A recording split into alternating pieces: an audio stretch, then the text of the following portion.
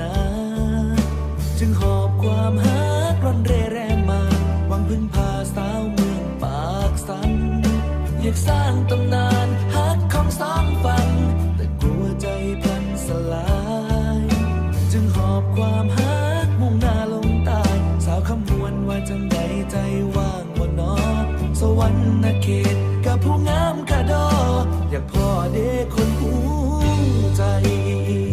อยากให้หูไว้ใจมีแต่ฮั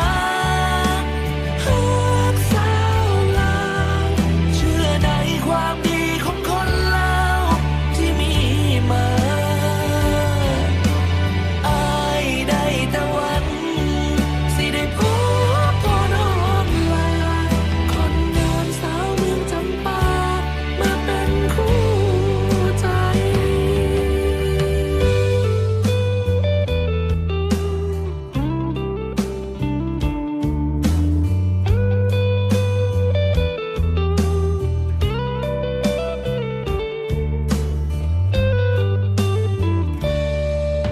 พอมีบ้างไหมสาวใดที่โอเคสาวเมืองปากเซเมืองเซกอง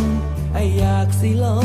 งหักกับน้องสาวเมืองเซกองคนงามพอเจอหน้าเจ้าไอก็บอกกล้าถามโอ้คนงามคือเมื่องามแทนน้องสิลองขึ้นไปหลวงพระบางดีบอกเพื่อได้พ่อคนงามและจริงใจสยบุรีหรืออุดมใสหลวงน้ำทาว่าไงใจว่างบ่นอสาธุแม้ขอให้พบ